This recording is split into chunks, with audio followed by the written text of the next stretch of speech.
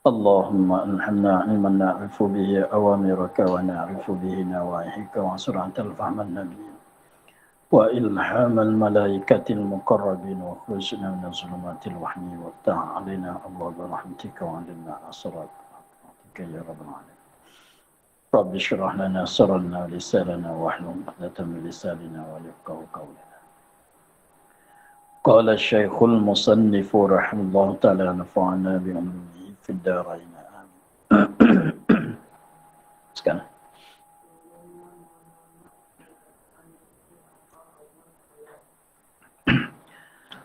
turunnya menolak perkataan Yahudi. Apa Allah Ta'ala kandak dengan sebut benda yang keji-keji daripada lalat dan agas.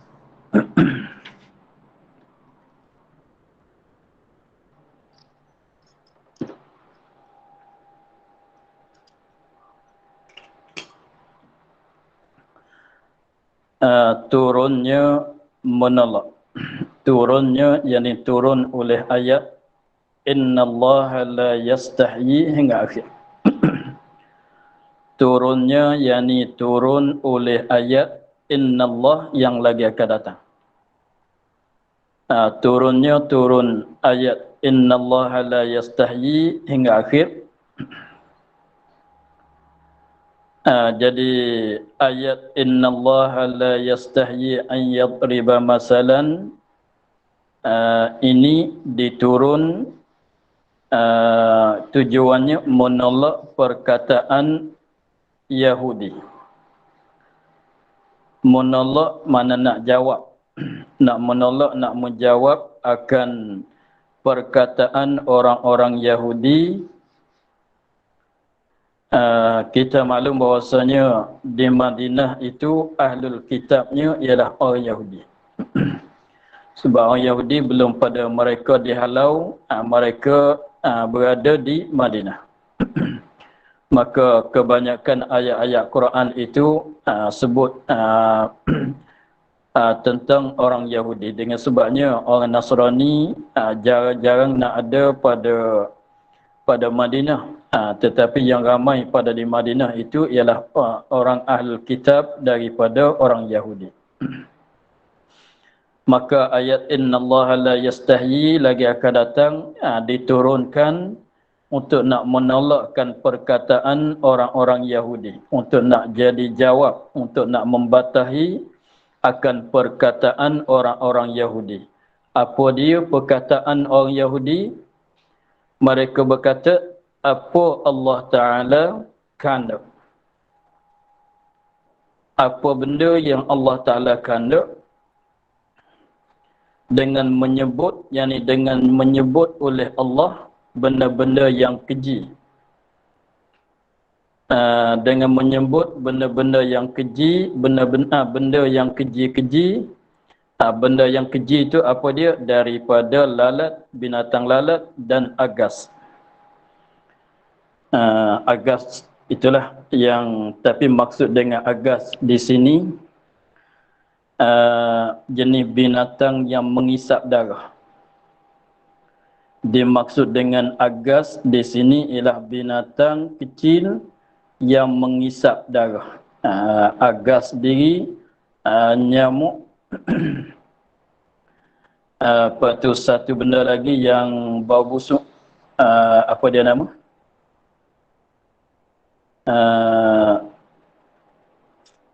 Di Mesir tu banyak.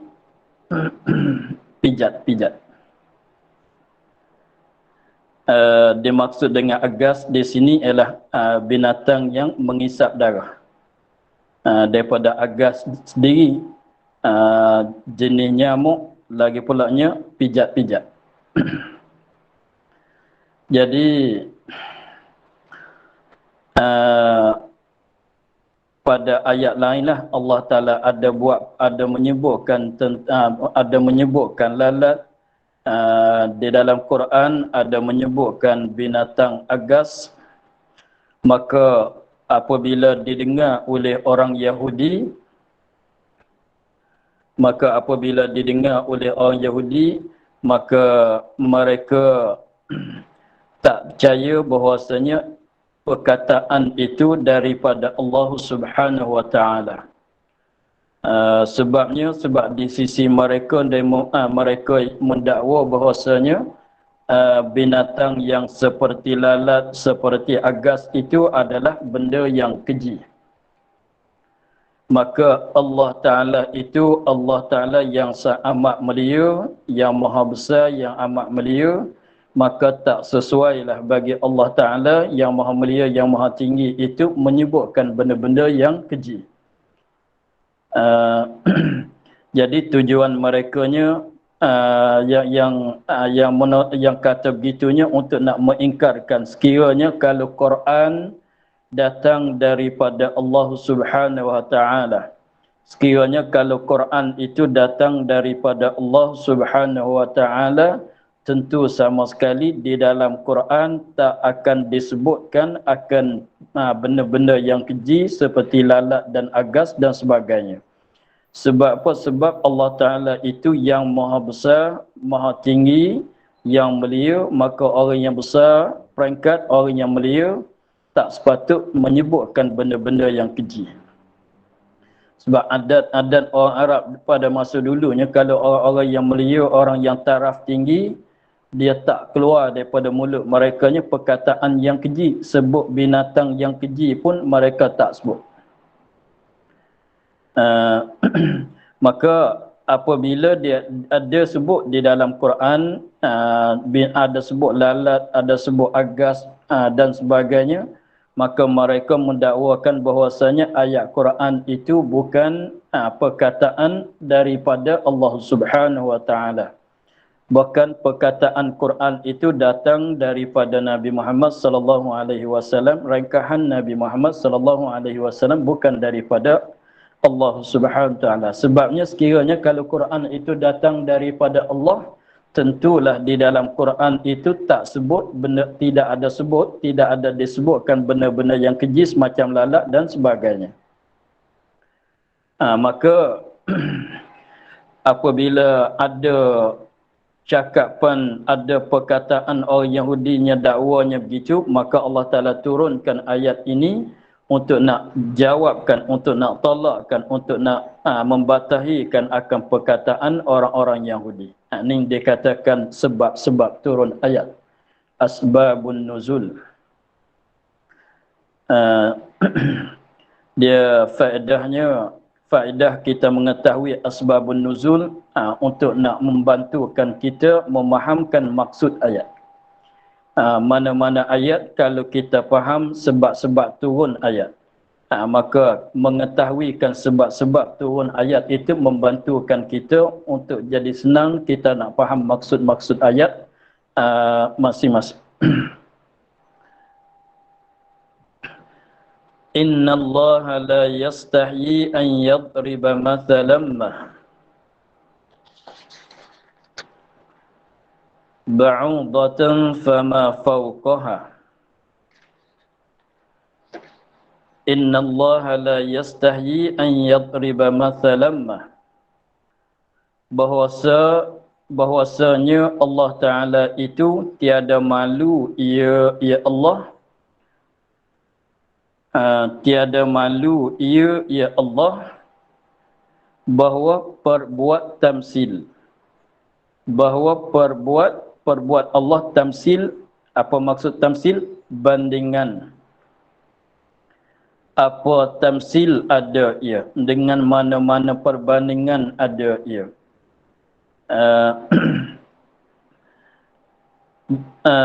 Makna yang ditafsir katanya bahwasanya Allah Ta'ala itu tiada malu ia. Maksud malu, kalau malu macam kita ni, itu mustahil. Sebab malu ini ialah suatu perasaan yang timbul di dalam hati seorang, yang berlaku di dalam hati seorang. Maka maklum bahwasanya Allah Ta'ala itu maha suci daripada menyerupai dengan makhluk. Lalu tu makna malu semacam malu kita ni tak dimaksudkan di dalam ayat ini. Sebab mustahil pada atas Allah Subhanahu wa taala. Bahkan maksud dengan malu di sininya ialah tinggal, meninggal, berhenti. Mana tak buat. Maksud dengan malunya ialah tak buat. Maksud dengan malu di sini ialah tak buat. Kenapa begitu? Sebab kita malu ni dia ada permulaan. Dia ada permulaan, dia ada kesudahan. Malu-malu ada permulaan, dia ada kesudahan. Mana ada hujung dia, ada benda yang itu ada kesudahan. Kalau di kita manusia. Jadi malu tangga yang pertama, permulaan malu tu ialah perasaan di dalam hati. Suatu perasaan di dalam hati.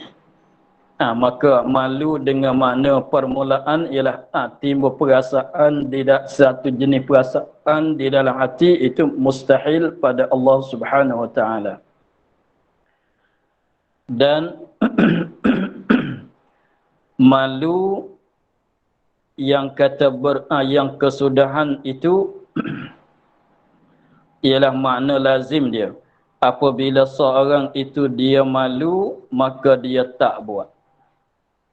Apabila dia malu, contohnya kalau dia malu-malu ni maknanya satu perasaan, permulaan dia datang satu perasaan di dalam hati, tak nak bagi orang tahu bahawa dia ni ada buat benda yang tak layak dengan dia. Seperti katalah misalan katanya orang itu dia orang ahli masjid, dia suka datang sembahyang jemaah. Dia suka suka datang ke masjid, datang sembahyang jemaah, datang kuliah, datang belajar. Tetapi sebaliknya dia ada juga ada berjudi juga. Maka perbuatan berjudi dia nya, sekiranya kalau orang ramai tahu kata dia tu ada berjudi juga, maka dia akan malu, akan terasa malu sekiranya rusia itu disebarkan di antara kawan-kawan dia. Maka itu malu permulaan. Maka dengan sebab tadi, maka kesudahannya maksudnya, kalau kita tak nak bagi orang tahu katanya kita ni berjudi, maka kita jangan berjudilah. Kalau kita malu, kalau kita terasa malu kalau orang tahu kata kita ni berjudi, maka kita tak berjudi supaya tak jatuh dalam malu. Sekiranya kalau kita malu, kalau nanti orang tahu katanya kita ni bercuri, maka sekiranya kalau kita malu untuk orang tahu kata kita ni mencuri, maka kita pantang daripada mencuri. Tak buatlah perbuatan mencuri. Maka itu malu dengan makna yang kedua. Maka malu dengan makna yang kedua, makna tak buat. Malu dengan makna yang kedua, makna tak buat. Malu dengan makna yang pertama, itu satu perasaan di dalam hati. Maka malu dengan makna yang pertama yang ialah satu perasaan di dalam hati, itu mustahil pada Allah Subhanahu wa taala. Malu dengan makna yang kedua, makna tak buat tu, makna tinggal, tak buat, tertegah, maka itu tak mustahil pada Allah Subhanahu wa taala. Maksudnya bahawa Allah Taala tiada malu, maknanya malu makna tinggal. Maknanya Allah Taala tidak malu, Allah Taala tidak tinggal. Dengan maknanya Allah ada membuat. Bahwasanya Allah Taala tidak malu, tiada malu ia bahawa perbuat tamsil perbandingan. Jadi Allah tak malu, Allah tak tinggal daripada membuat perbandingan. Mana Allah ada membuat akan perbandingan.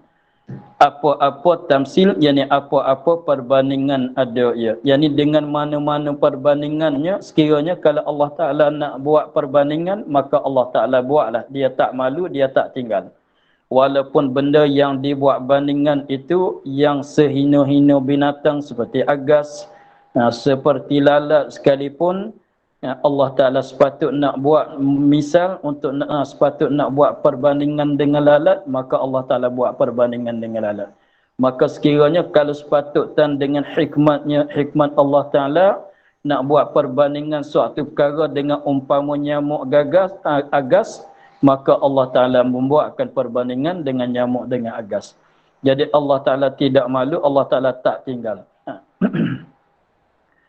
Jadi mana segala apa-apa benda saja, tak kira benda tu masuk dalam benda yang mulia atau benda itu termasuk dalam benda yang hina dalam pandangan kita manusia, tetapi kalau Allah Ta'ala nak buat perbandingan dengan benda itu, Allah Ta'ala nak sebut dengan benda itu, maka Allah Ta'ala buatlah perbandingan dan Allah Ta'ala menyebutkanlah benda itu. Walaupun benda itu keji di sisi pandangan kita manusia sekalipun. Sebab tak tertegah, tidak tersekat pada Allah Ta'ala untuk nak buat perbandingan dengan apa-apa benda sekalipun. Walaupun benda itu agaknya keji di sisi manusia sekalipun. Maka di sini sesungguh bahwasanya Allah Ta'ala itu tidak malu, maknanya tak tertegah pada membuat misal, pada membuat perbandingan dengan mana-mana perbandingan. Jadi maknanya kalau ada dengar di dalam Quran bahwasanya Allah Ta'ala membandingkan suatu benda dengan lalat masalah, maka memanglah perbandingan itu daripada Allah.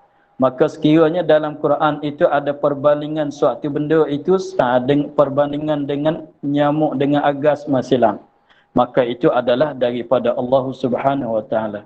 Sebab Allah Ta'ala boleh nak buat perbandingan dengan apa-apa benda saja, walaupun benda itu yang agaknya keji di sisi pandangan manusia sekalipun.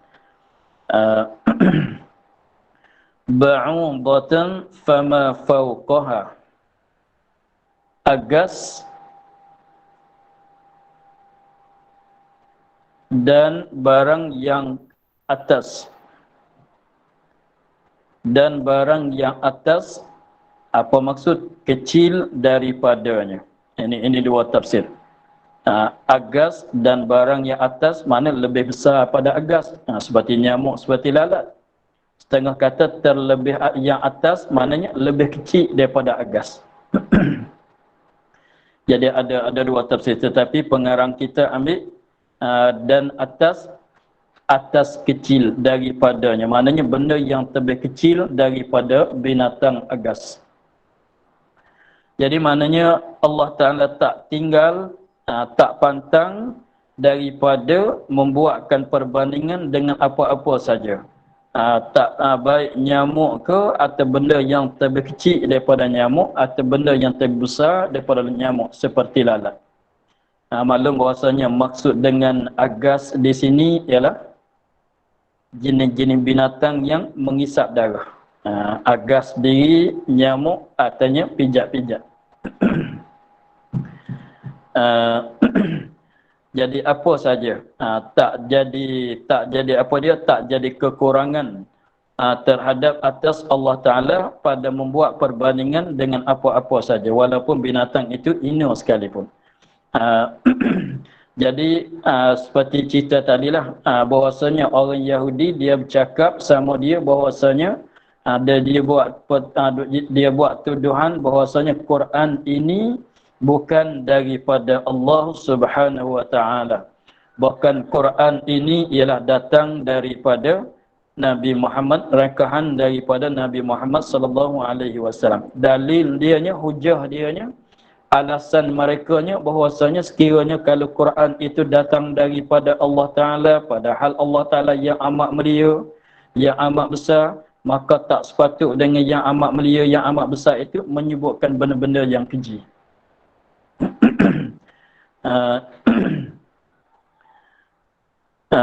Tak sepatut nak sebut dengan yang besar, yang tinggi itu dengan benda-benda yang keji. Begitu. Maka apabila perkataan itu dah keluar daripada mulut-mulut orang Yahudi, maka Allah Ta'ala jawab dengan kata tadi, Allah Ta'ala tak segan, Allah Ta'ala tak tertegah daripada nak buat perbandingan dengan mana-mana benda sekalipun. Habis itu sekiranya kalau ada datang di dalam Quran buat perbandingan dengan apa-apa benda, maka kita akan boleh tengoklah ada orang beriman ke tidak ada orang yang beriman dengan perbandingan yang Allah Ta'ala sebut di dalam Quran.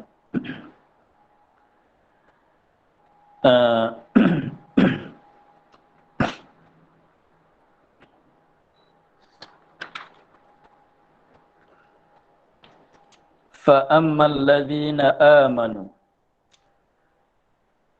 maka adapun segala orang yang beriman dengan Allah.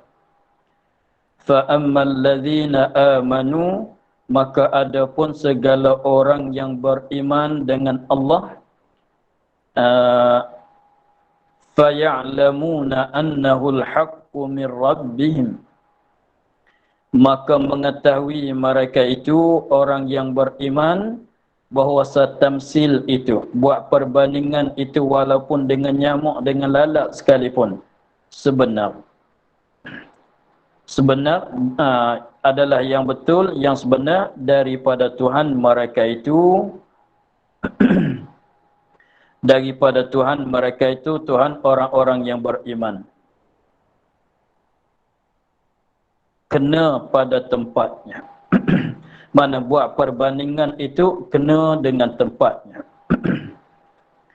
Kena pada tempatnya maknanya kena dengan cara lah. Kena dengan tempat, pada tempatnya maknanya kena dengan cara.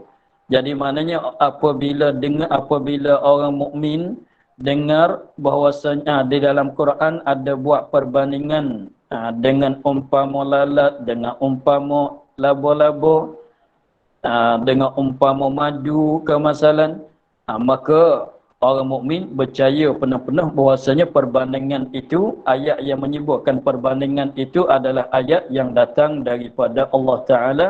Dan buat perbandingan dengan perkara-perkara, dengan nyamuk, dengan lalat, dengan apa tadi itu, kena dengan tepat, kena dengan caranya. Jadi maknanya dia mengikut hikmat Allah Ta'ala. Kita ni apabila kita nak buat banding, nak bagi nampak perbandingan kita, apa-apa sajalah kita boleh buat perbandingan untuk nak menampakkan benda-benda itu. Sebab itulah orang mukmin dia apabila dengar perbandingan yang disebut di dalam Quran, walaupun dibanding dengan benda yang hina, yang binatang yang hina, yang keji sekalipun, mereka beriman, mereka percaya penuh-penuh bahawa ini daripada Allah Ta'ala, bukan daripada Nabi Muhammad sallallahu alaihi wasallam. Dan bahawasanya dan bahawasanya perbandingan dengan benda itu tu kena pada tepat, mana kena dengan cara, mana tak jadi salah, tak jadi meluati, tak jadi kehinaan, tak jadi begitu. Bahkan Allah Ta'ala nak buat banding dengan apa, kena dengan cara dia. Kalau nak banding dengan semut, maka kena dengan cara. Maka kalau nak buat perbandingan suatu benda dengan lalat, maka kena dengan cara dia. Tak jadi kesalahan, tak jadi kehinaan, tak jadi jatuh maruah, tu tidak. Itu perkataan orang mukmin, i'tikad orang mukmin terhadap perbandingan Allah Ta'ala dengan benda-benda seperti lalat tadi. Mereka menerima sepenuh-penuhnya.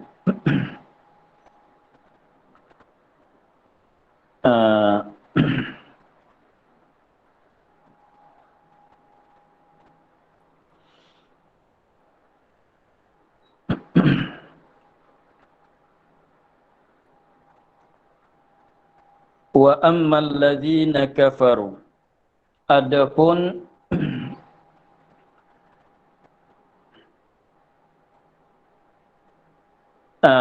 wa ammal ladzina kafaru, adapun segala orang-orang yang kafir. Pandangan orang kafir, i'tikad orang kafir terhadap perbandingan itu. Fayaquluna madza aradallahu bihadza basalah. Maka kata mereka itu orang kafir, apa satu faedah, apa faedah? Apa faedah, apa bergunanya? Yang dikehendaki apa faedah, apa maksud yang dikehendaki dengan ini perbandingan? Apa maksud, apa faedah? Apa kebolehannya Allah Ta'ala buatkan perbandingan dengan benda-benda yang keji, benda-benda yang hina itu. Maka itu perkataan orang kafir. Ialah perkataan orang Yahudi. Jadi maksudnya mereka tak terima bahawasanya perbandingan dengan binatang yang hina itu adalah datang daripada Allah Subhanahu Wa Taala. Sebab dia dakwa katanya Quran itu daripada Muhammad, Nabi Muhammad sallallahu alaihi wasallam, bukan daripada Allah Subhanahu Wa Taala. Maka dia nampak kata benda tu hina, Allah Ta'ala yang amat besar, amat mulia, tak sepatut nak buat perbandingan dengan benda-benda yang hina seperti lalat, seperti nyamuknya tadi. Tetapi pihak orang mukmin, mereka berkatanya, mereka beriktikad bahawa itu sebenar daripada Allah Ta'ala dan kena dengan cara. Dan perbandingan kalau dengan nyamuk, dengan apa sekalipun, itu penuh dengan hikmat Allah Subhanahu Wa Ta'ala. Sebab kalau kita tilik kepada nyamuk sekalipun, walaupun nampak hina lah, sebab dia kerja dianya nanti nak isap darah kita. Kita pun kalau tengok lalat, tengok nyamuk pun tengok macam seteru kita lah. Kita kalau tengok kepada lalat, kalau kita tengok kepada nyamuk yang terbang masuk dekat dengan kita, kita tengok dia tu macam kita tengok kepada seteru kita. Maka setiap benda yang seolah-olah seteru, benda yang jadi seteru dengan kita tu adalah benda yang keji. Kita menghina kepada seteru kita. Maka biasanya lalat, nyamuk itu adalah benda yang dihina oleh manusia. Tetapi dalam keadaan begitu Allah Ta'ala membuatkan perbandingan juga. Sebab penuh dengan hikmat.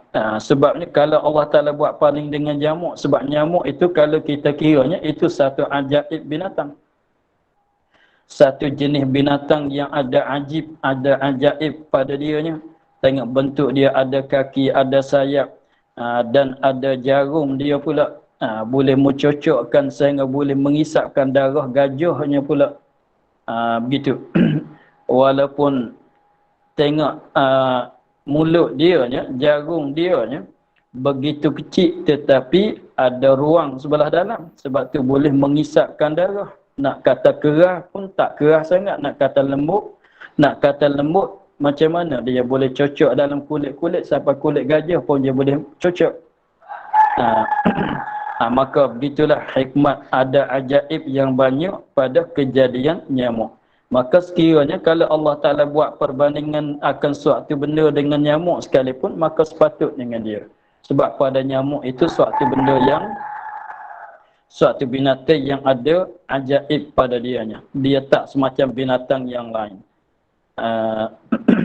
Itulah itu apa dia? Sambutan orang mukmin terhadap perbandingan Allah Ta'ala. Dan sambutan orang kafir, orang Yahudi terhadap perbandingan Allah Subhanahu Wa Ta'ala.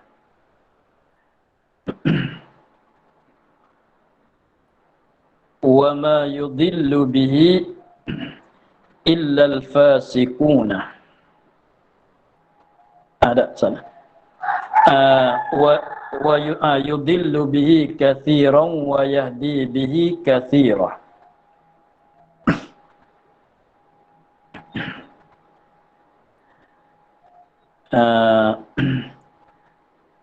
Yudillu bihi kathiran wa yahdi bihi kathira. Jadi dengan sebab sambutan orang mukmin begitu tadi, sambutan orang kafir ada dah sebut tadi, maka dengan sebab perbandingan Allah Ta'ala dengan benda-benda yang keji itu, maka manusia terbahagi, terbelah kepada dua golongan. Satu golongan ialah golongan orang mukmin, sambut, menyambutkan, menerimakan. Sebelah balik orang kafir, mereka tak sambut, mereka menolakkan. Maka dengan sebab itu Allah Ta'ala firman, yudillu bihi kathiran wa yahdi bihi kathira.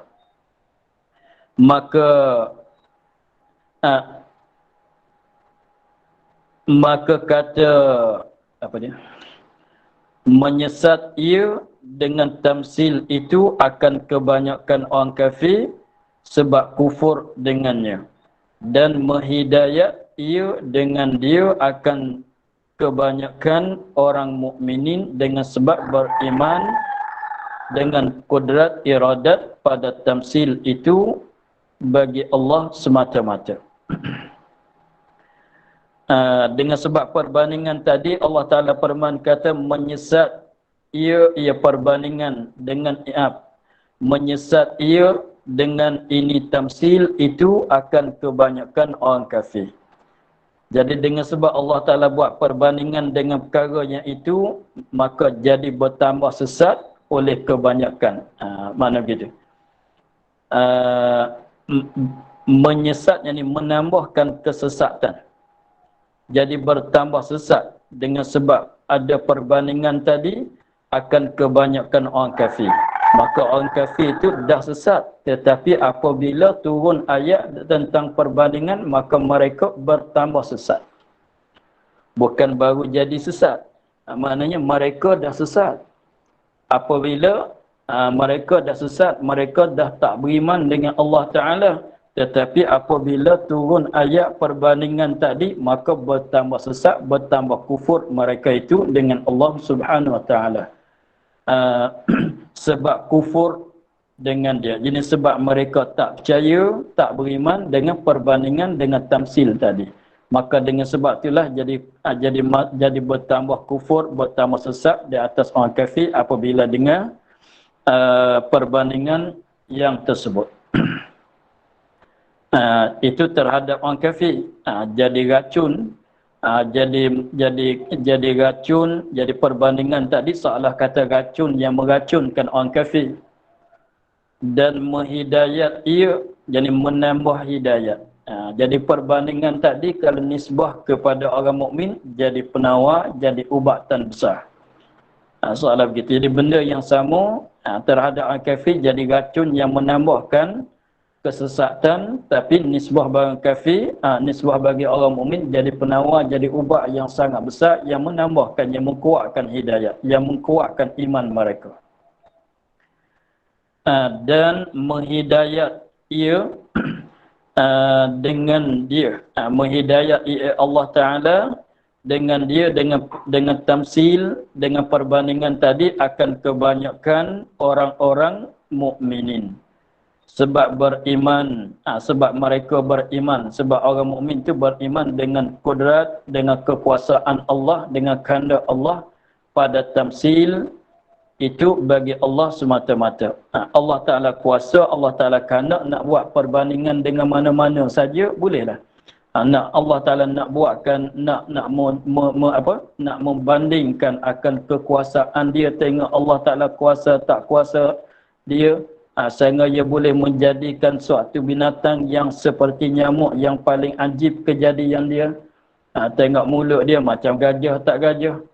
Tengok di belakang dia ada sayap 4, sebelah kanan 2, sebelah kiri 2, kaki dia ada 6. Mulut dia ni nak macam mulut gajah, boleh mengisapkan darah. Lagi pulaknya boleh mencocokkan dalam kulit walaupun kulit gajah sekalipun. Itu menunjuk katanya kekuasaan Allah Ta'ala. Maka orang mukmin, maka mereka terima dengan sepenuh-penuh hatinya. Bahasa itu daripada Allah. Allah Ta'ala nak buat banding dengan mana-mana saja, serah ke dia lah. Lagi pulaknya, perbandingan itu kena dengan tepat. Dengan maknanya, perbandingan Allah Ta'ala dengan apa-apa benda sekalipun memenuhi dengan hikmat, dengan rusia, dengan faedah. Itu maksudnya. Maksud kata kena dengan tepat, dengan maknanya perbandingan Allah Ta'ala dengan benda itu kena kepada tepat, betul dengan tepat dia. Dengan mana hikmat, perbandingan Allah Ta'ala dengan apa-apa saja itu penuh dengan hikmat-hikmat, penuh dengan rusia-rusia, penuh dengan faedah-faedah dia, kegunaan-kegunaan dia. Sebab tu Allah Ta'ala menyebutkan, membandingkan dengan benda-benda yang agak hina pada pandangan kita manusia sekalipun. Sebab adalah hikmat dia, adalah faedah dia, adalah rusia-rusia dia. Kitanya tak tahu. Maknanya maksudnya di sisi kita orang mukmin, perbandingan Allah Ta'ala dengan apa-apa benda semuanya tak jadi sia-sia.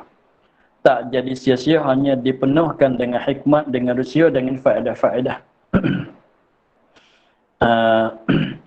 wa ma yudillu bihi illa al-fasiqina wa ma yudillu bihi illa al-fasiqina, dan tiada menyesat ia Allah dengan dia dengan tamsil tadi, melainkan akan segala orang yang fasik-fasik yang keluar daripada taat.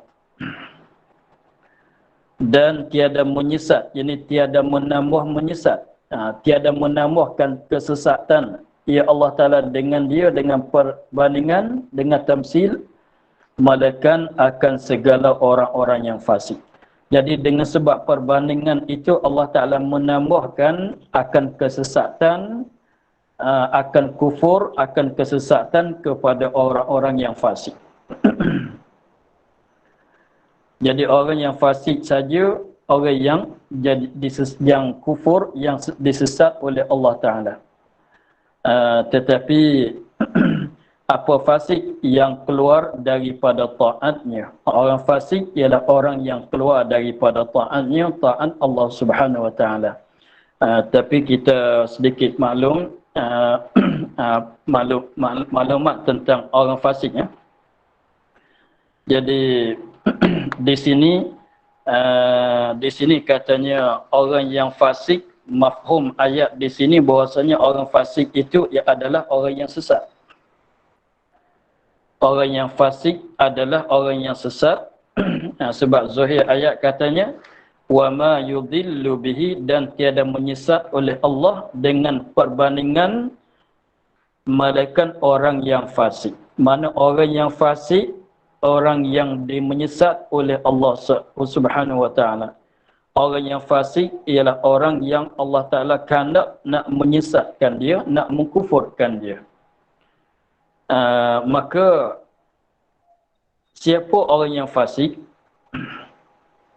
Maka dia katanya orang fasik itu orang yang keluar daripada taat. Maknanya orang yang tidak taat kepada Allah Subhanahu Wa Ta'ala. Orang yang fasik, orang yang tidak taat kepada akan Allah Subhanahu Wa Ta'ala. Apa makna taat? Mengerjakan yang dilarang, meninggal akan yang disuruh. Keluar daripada taat maknanya tidak taat, tidak patuh kepada Allah Subhanahu Wa Ta'ala. Tidak taat tu artinya mengerja akan apa yang dilarang. Yang dilarang dia buat. Meninggal akan apa yang disuruh. Benda yang Allah Ta'ala suruh, dia tak buat. Benda yang Allah Ta'ala larang, dia buat. Maka itu adalah orang yang fasik. Kalau begitu, kita tengok di situ mana kalau orang yang tak sembahyang, maka dialah orang fasik. Sebab maksudnya katanya, tak buat apa yang disuruh. Orang yang berzina adalah orang yang fasik. Sebab apa? Sebab dia buat akan perkara yang dilarang. Orang yang berjudi adalah orang yang fasik.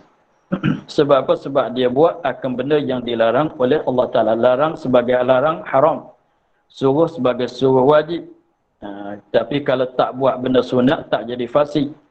Tak buat membuatkan perkara makruh, perkara yang khilaful aula, tak jadi fasik. Dengan maknanya tadi, buat akan perkara yang dilarang sebagai larang haram, tinggalkan perkara yang disuruh sebagai suruh wajib. Maka di sini Allah Ta'ala katanya, Allah tidak menyesat melainkan orang yang fasik. Allah tidak menyesat itu mana menjatuh dalam kufur. Menyesat maknanya menjatuhkan di dalam kufur. Orang yang Allah Ta'ala menyesat itu ialah orang yang fasik. Jadi kalau faham dengan secara zahirnya, orang fasik adalah orang yang disesat oleh Allah Ta'ala, orang yang tak beriman. Itu kalau faham dengan secara zahir. Maka nak jadi fasik itu lawannya adalah fasik itu semata-mata mengerjakan dosa besar, dah jadi fasik.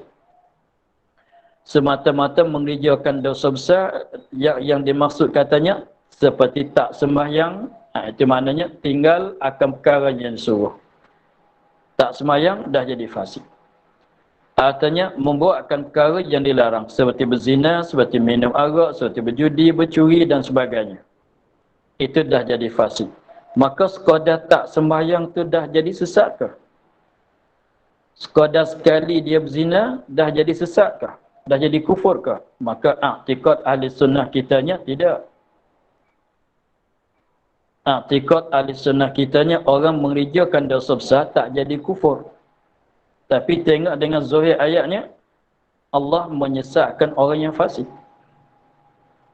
Maka kita sepatut tahu bahawasanya orang fasik ada 3 peringkat. Orang yang fasik ada 3 peringkat. Satunya orang yang mengerjakan dosa besar. Nak kata macam mana? Orang yang mengerjakan dosa besar lama-lama sekali. Macam mana nak cerita? Mana seorang itu dia mengerjakan dosa besar tapi bukan selalu mengerjakan, lama-lama sekali ada juga dia lakukan. Seperti setengah orang tu bukan selalu dia tinggalkan sembahyang, tetapi ada juga lama-lama sekali dia tinggal sembahyang. Dengan sibuk dengan adalah satu setengah-setengah tu dalam setahun tu adalah sekali-sekala. Sekali-sekala ada juga dia mengerjakan dosa besar. Macam mana? Tak sembahyang, artinya ada bercuri, artinya ada berjudi juga lama-lama sekali-sekala. Dalam keadaan dia mengerjakan dosa besar itu, dia membilang, dia kira katanya, dia agak katanya dosa besar itu adalah perkara yang keji. Dia tahu kata berzina itu adalah perkara yang keji. Dia tahu adalah curi itu perkara yang keji, perkara yang dilarang oleh Allah, perkara yang diharam oleh syarak. Dia sedar, dia tahu, dia terima, dia bilang keji, berzina tu keji, tetapi sekali-sekalanya berzina juga. Dia tahu keji sangat orang tak sembahyang, tapi sekali-sekala dia tak sembahyang juga. Maka jadi fasik dengan tak sembahyang, jadi fasik dia dengan sebab dia tak puasa, jadi fasik dengan sebab dia berzina, jadi fasik dengan sebab dia minum arak, dia berjudi atau dia bercuri. Itu maka orang fasik begininya tak jatuh dalam kufur. Tapi dah jadi fasik dah dianya sebab membuatkan perkara yang dilarang, mengerjakan perkara yang dilarang, artinya meninggal perkara yang disuruh. Itu peringkat orang fasik yang pertama. Dia tahu, dia terima penuh-penuh bahawasanya keji hina orang tak sembahyang, orang berjudi, orang berzina tu orang yang hina, perbuatan itu perbuatan hina, perbuatan keji, tetapi sekali-sekala dia jatuh juga dalam benda yang dia terasa hina tadi. Maka itu adalah orang fasik juga. Maka orang ini tak jatuh di dalam tak jatuh dalam tak jadi sesat, tak jadi kafir. Dan peringkat yang keduanya orang fasik.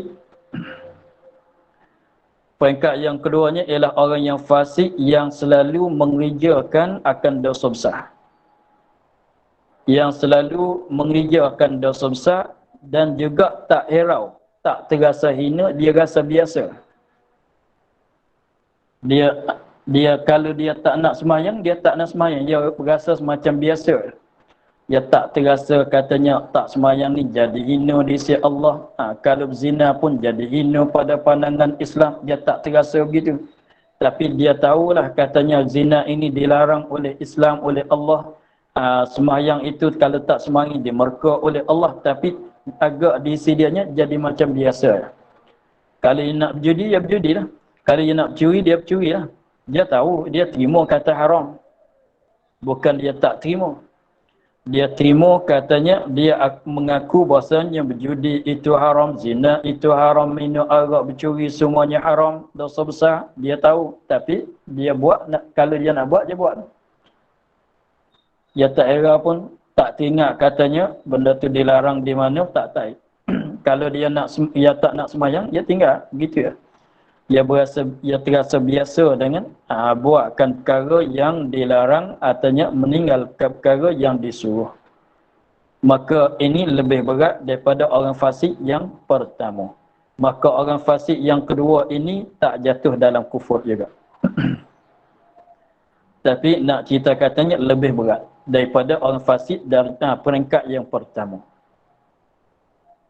Fasik memanglah fasik ke semuanya. Tak boleh nak kahwin lah, tak boleh nak jadi wali bagi anak dia lah.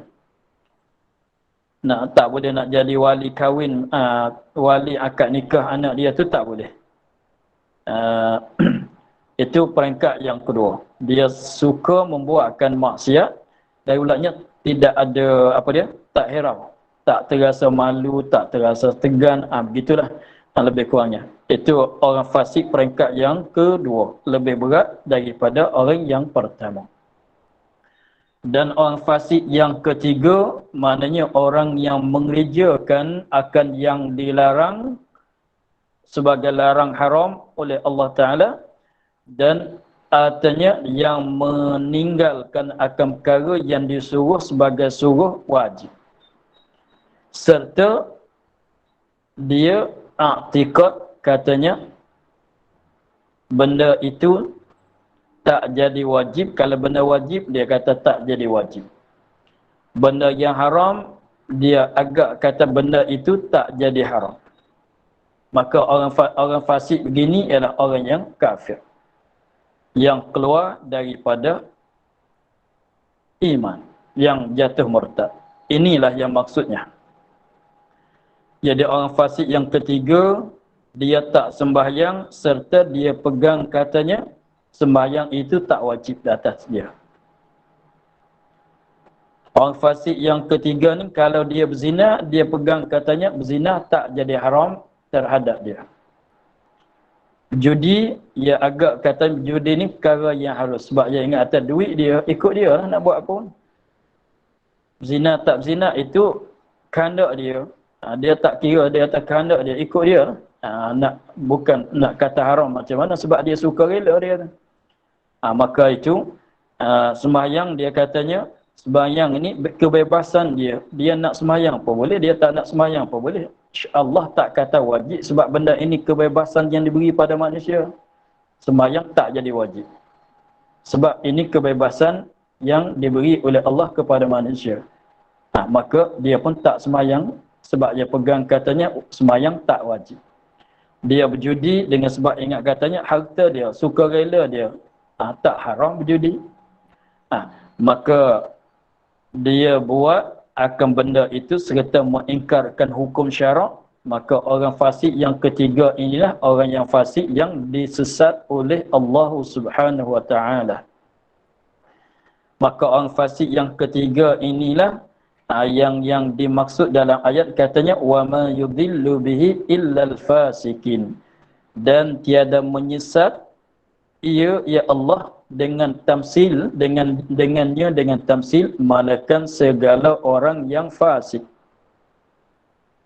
Orang yang fasik siapa? Orang yang keluar daripada taat kepada Allah. Inilah katanya orang fasik, orang kafir.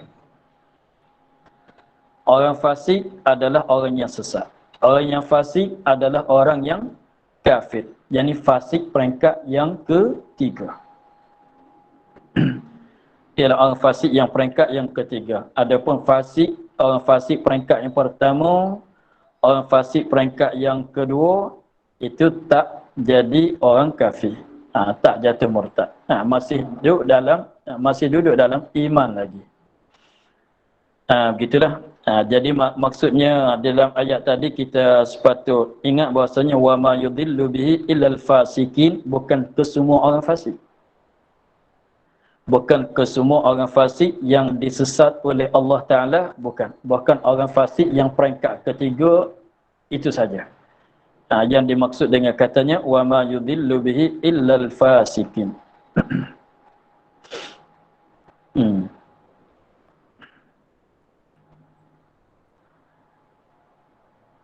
Alladzina yanquduna 'ahdallahi Ini nak cerita siapa orang yang fasik yang disesat oleh Allah Ta'ala tadi. Ini satu rupa orang yang fasik yang disesatnya, yang disesatkan oleh Allah Subhanahu Wa Ta'ala. Alladzina yanquduna ahdallah. Sifat bagi al-fasikin, segala mereka, mana orang fasik tu ialah segala mereka yang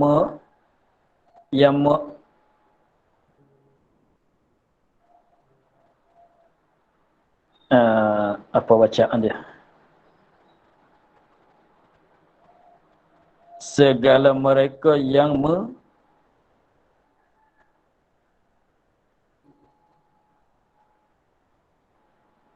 siapa yang boleh baca? Nak baca tahu ni? Yang merungkai, Ustaz. Merungkai. Merungkai. Yang merungkai. Segala mereka yang merungkai. Betul. Yang merungkai mereka itu akan janji Allah daripada iman dengan Nabi Muhammad.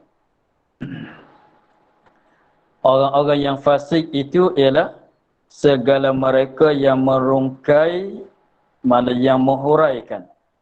Mereka itu akan janji Allah.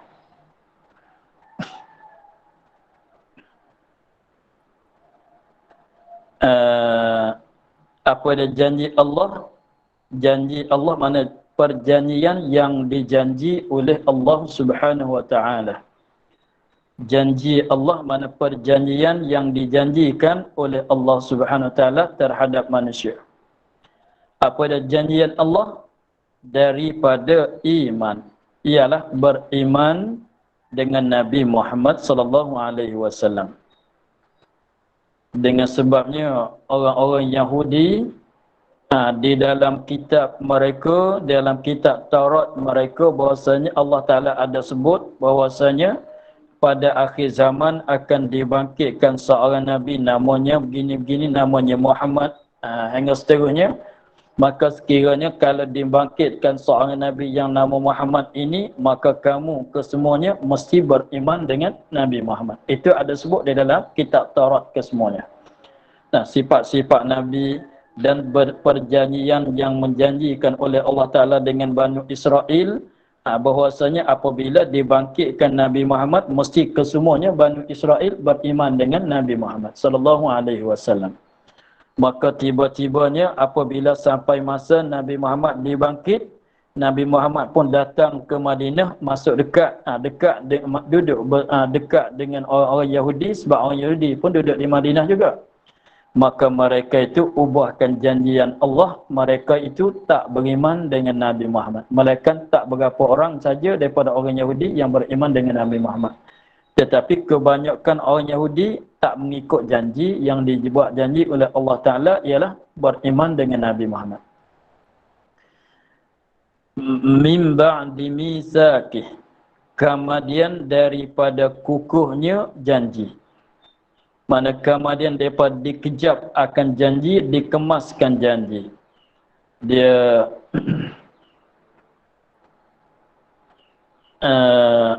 kata merungkai, mana muhurai, kejap, kukuh.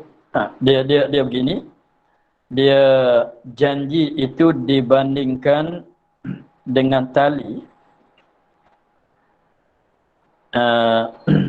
Dibandingkan akan berjanji itu dengan tali. Tali yang besar-besar. Maka dia tali itu nak jadi kemas dia tu dengan sebab pital dia. Dengan sebab tali itu, kalau kita tengok tali yang besar-besar, tali yang besar-besar itu memang dipitalkan dengan beberapa juzuk-juzuk dia, dengan beberapa suku-suku yang kecil-kecil. Maka disusunkan ada setengah tu sampai 20 orang. Disusunkan sehingga jadi sebuah tali yang besar. Maka tali dia tak akan jadi tali, melainkan dikukuhkan dengan sebab dia pital. akan benang dianya sehingga jadi tali. Apabila jadi tali, maka memanglah dah jadi kukuh. Maka apabila dah jadi tali, dah jadi kukuh, maka jangan kita merombakkan, jangan kita menghuraikan.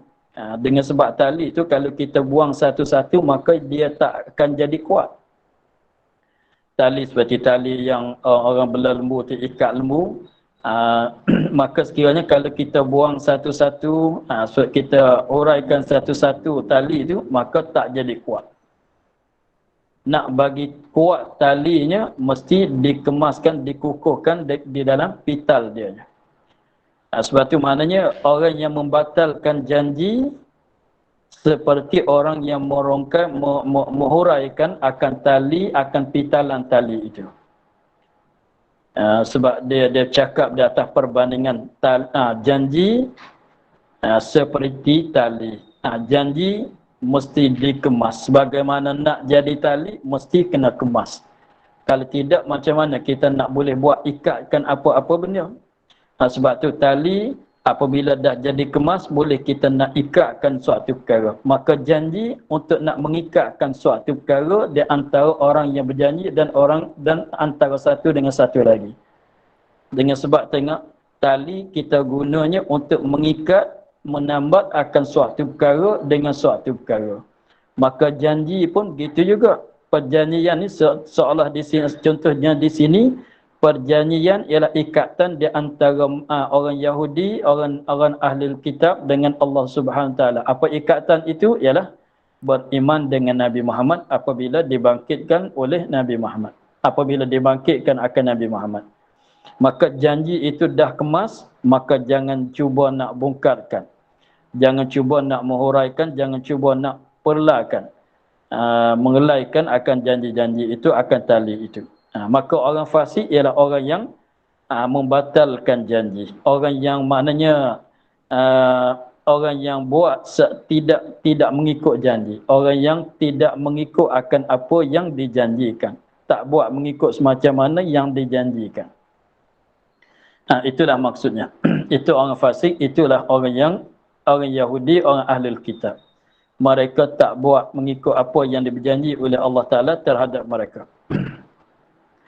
وَيَقْطَعُونَ مَا أَمَرَ اللَّهُ بِهِ أَنْ يُوصَلَ وَيُفْسِدُونَ فِي الْأَرْضِ أُولَئِكَ هُمُ الْخَاسِرُونَ. Ini pun cerita tentang sifat-sifat orang fasik lagi. Selain pada kata dia, orang fasik itu orang yang membatalkan janji, orang tak mengikut janji. Maka juga Allah Ta'ala cerita kata وَيَقْطَعُونَ مَا أَمَرَ اللَّهُ بِهِ أَنْ يُوصَلَ. Maka tengok dengan masa tak mengizini, insyaAllah kita akan sambung lagi. Cerita orang fasik itu belum selesai lagi. InsyaAllah kita akan sambung minggu depan pada katanya وَيَقْطَعُونَ مَا أَمَرَ اللَّهُ بِهِ أَنْ يُوصَلَ. وَاللَّهُ أَعْلَمُ وَالْحَمْدُ لِلَّهِ رَبِّ الْعَالَمِينَ. أعوذ بالله من الشيطان الرجيم. بسم الله الرحمن الرحيم. الحمد لله رب العالمين والصلاة والسلام على أشرف الأنبياء والمرسلين وعلى آله وصحبه أجمعين. اللهم افتح علينا فتوح العارفين ونور قلوبنا من نورك الكريم واجعل عملنا خالصة لوجهك الكريم. اللهم إنا نستودعك ما قرأناه وما حفظناه وما سمعناه فردد علينا وافتح يدي. سبحان ربي.